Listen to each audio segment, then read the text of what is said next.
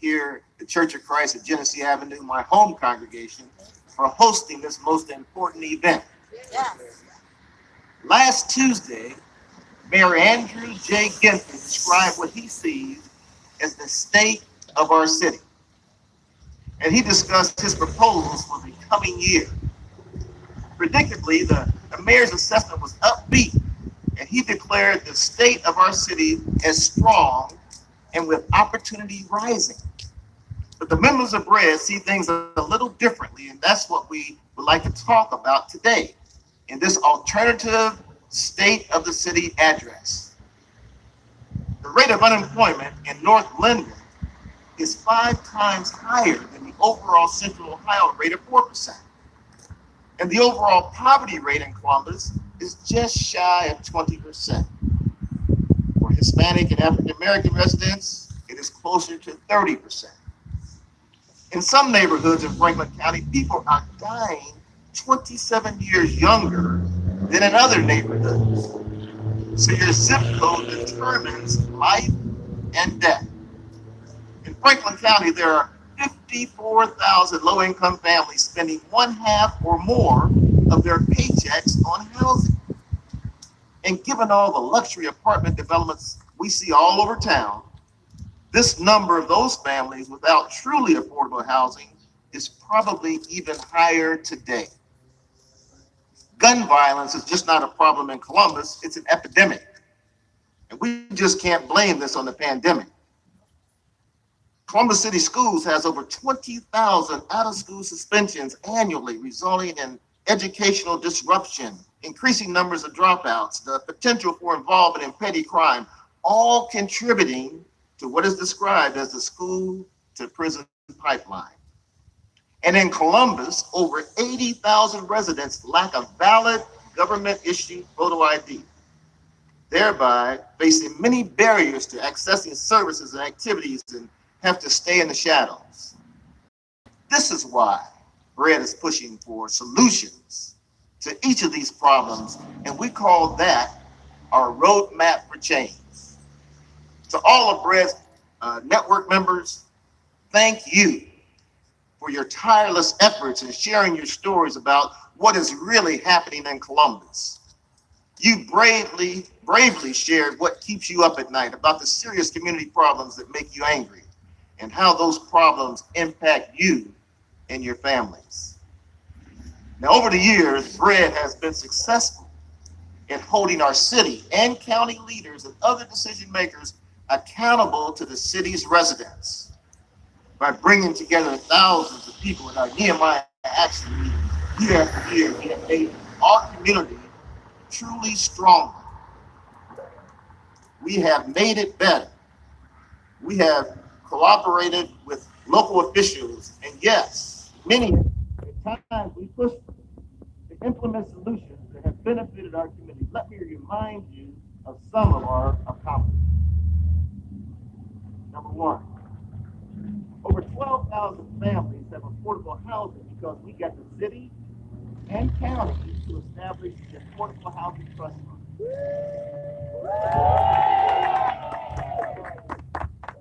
Roughly 4,000 vacant and abandoned units have been torn down or rehabilitated because we pressed the county treasurer to set up the land bank.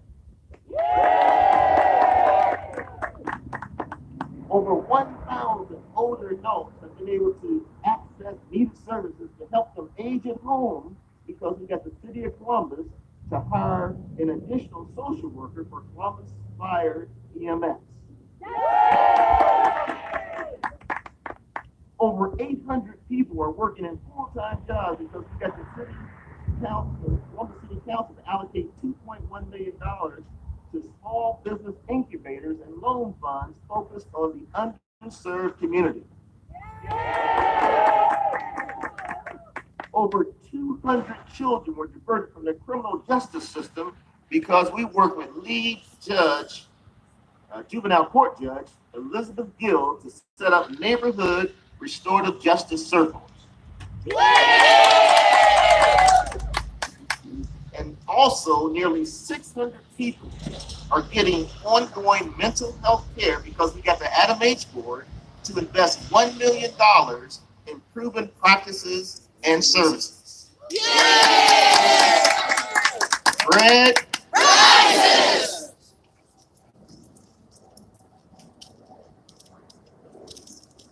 Our work must and will continue.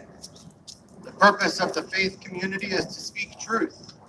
Today, we are going to share how we see Columbus, how our community experiences Columbus, and it starts with the truth that there has been a lot of talk in the last two State of the City addresses and not much action. Last week, Mayor Andrew J. Ginther shared his vision of what is happening in the city and about next steps that will be taken. The leadership of Bread wants to send a clear message to Mayor Ginther. Our city is indeed special, and we agree with you on the problems and want to work with you. So, Mr. Mayor, please meet with us. We agree, Mr. Mayor, on the need to address the lack of affordable housing, the crisis in gun violence, and the impact of climate change. We want to add flesh and muscle to this Mr. Mayor's skeleton of a plan. The mayor announced what he calls a playbook of steps to improve conditions within the city. He called it Opportunity Rising. While that is a catchy slogan, we know that a rising tide does not lift all boats. It sinks some of them. And so we would like to ask, opportunity for whom? Let's try this as a new slogan. I say opportunity, you say for whom? Opportunity for whom? In your speech, Mr. Mayor, you invited collaboration 6 times and partnership. Well, here we are, ready to collaborate, ready to partner. The city often promises things and it doesn't follow through on, and then seemingly expects the community to forget. Remember the affordable housing that was promised as part of the Crew Stadium, then all of a sudden it was quietly taken out? Opportunity for whom? We have seen that when city leaders decide to move on, they move on in a big way.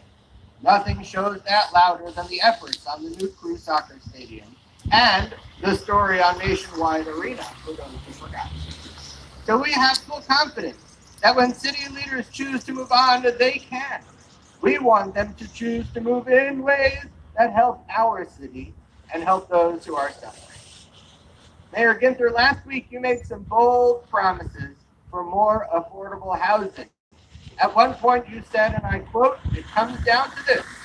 If you're making $50,000 a year, you shouldn't be paying more than $1,200 a month to live in the neighborhood of your choice," end quote. But, Mr. Mayor, the fastest growing job areas in our community are in jobs that pay around $30,000 a year. The people in these jobs are service workers, wait staff, janitorial workers, child care, and home care workers. This is why Bread is pushing for more housing for families that make less than $30,000 a year. Some of the families who fall in this range are members of our congregation, and they are homeless. They are living with friends or sleeping in their cars. Where is the opportunity for them? Opportunity for whom? Mayor Ginther, please work with us to assure affordable housing for those most in need. Mr. Mayor, you also said, and again I quote, "Affordable housing must be available in every neighborhood," and later said, "I am committed to placing another bond package before Columbus voters this November with at least $150 million going towards the expansion of affordable housing in our city," end quote. Well, that sounds great, but the details will be important. We need families making $30,000 a year or less to actually benefit this time. More housing could be built or rehabbed if that funding were sent to the Affordable Housing Trust. Mayor Ginther, we want to work with you on the details. We want to meet with you, and frankly, we don't understand why you continue to refuse.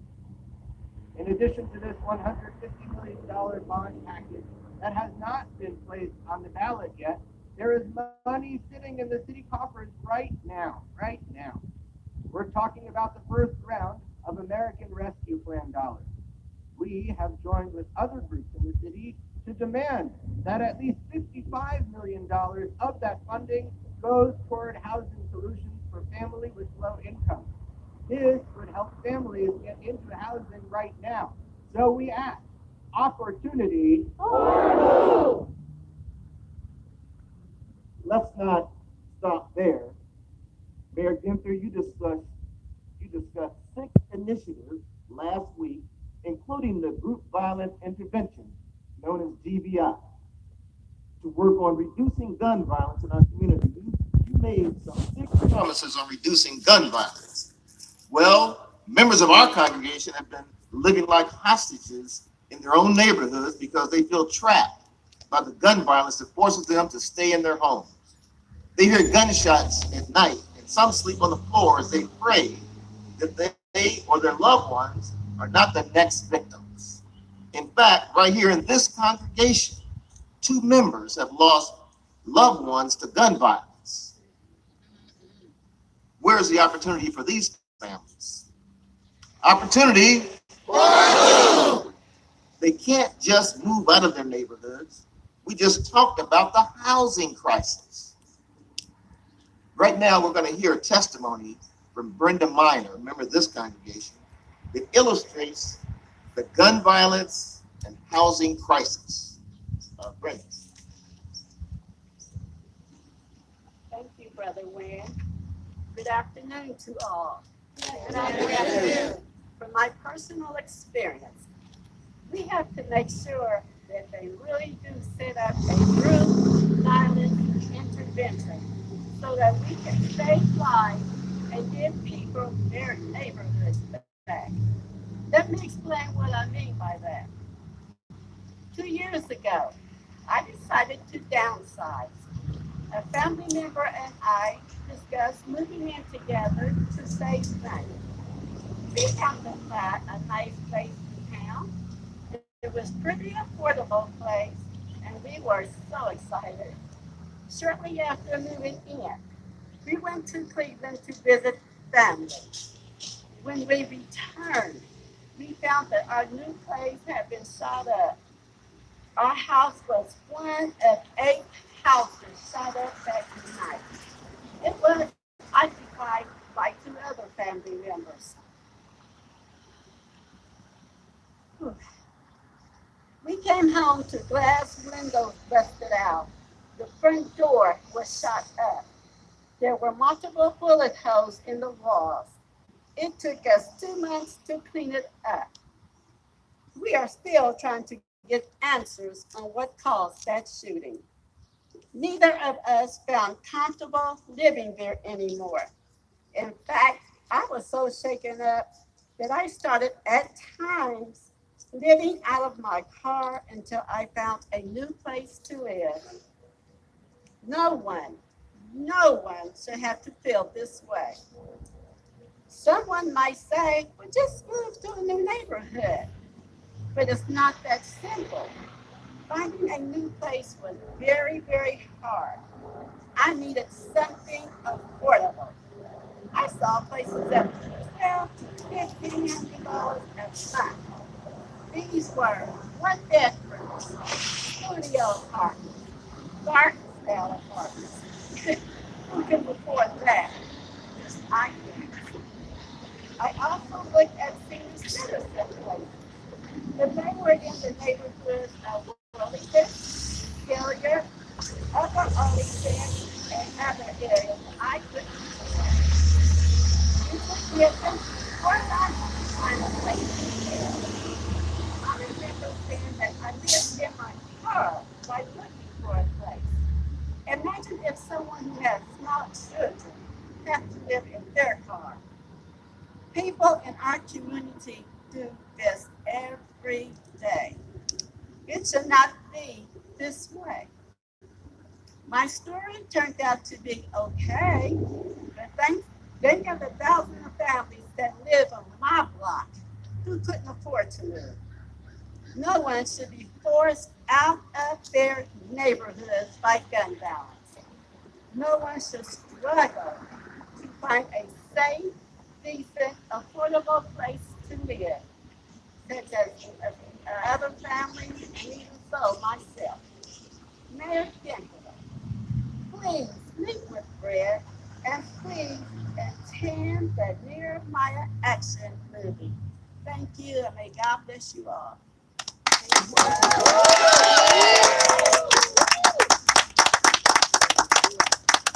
We definitely want to thank you, Brenda. Brenda's story is just one story that represents thousands of people. Last week, Mayor Ginther, you made an announcement about the group violence intervention strategy. Red is proud of that effort because we pushed the city for over 5 years to work with the National Network for Safe Communities to bring GBI to Columbus.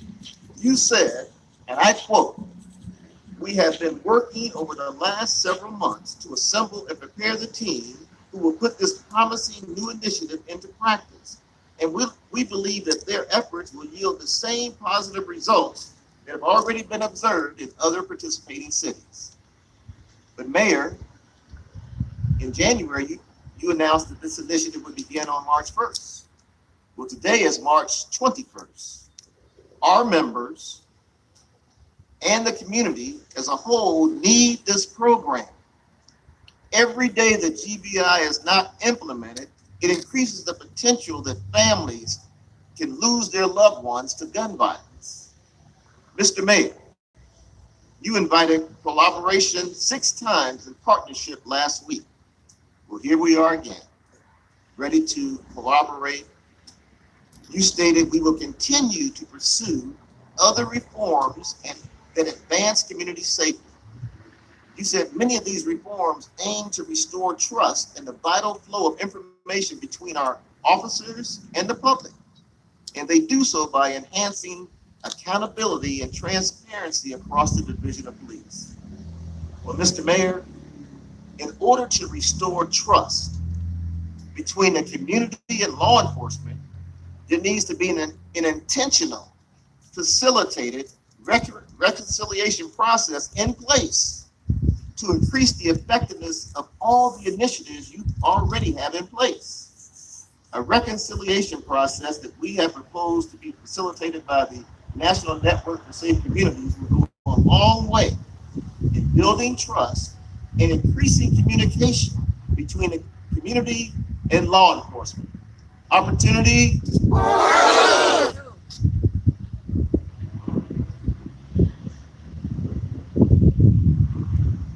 Let's talk just a bit about climate change.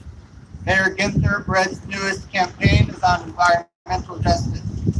Several of the items you lifted up last week, and even in your State of the City address last year, are right in step with what our members are experiencing. Once again, I quote, "Not only is climate change felt through higher temperatures, record rainfall totals, and more severe weather, it is felt in higher energy costs," he said, "poor health outcomes, and a lower overall quality of life. What's more, those impacted the most by a changing climate can afford it the least," end quote. Mr. Mayor, our members are struggling to breathe and live in their homes and communities. We have members who can hardly pay their utility bills because of the increase in temperature. Where is the opportunity for these families? Opportunity for who? Please work with us. Please work with us to provide relief to these communities hit hardest by climate change. As we conclude our remarks today, we want to leave you with this, Mayor Ginther. In your 2020 State of the City address, you said, and I quote one final time, "As your mayor, it's my job to lead us to solutions," end quote. It is your job, Mayor Ginther. And the good news is that you don't have to do it alone. We have researched proven solutions to all of these issues and believe that we will be on the same page. You continue to talk about wanting to partner and collaborate with organizations in the community. Mr. Mayor, we want to work with you. We want to meet with you.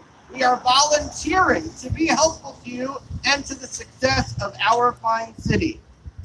We don't understand why you continue to refuse, and it's not too late to change it. Meet with Fred.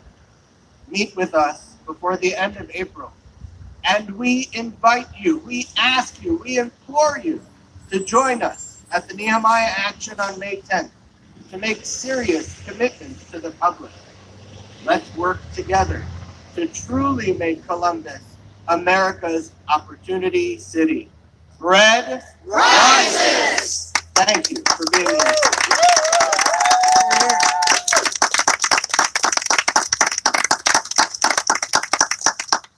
Great job, everybody. Thanks to Rabbi Skolnick, Brother Wynn, and Brother Miner for being our speakers.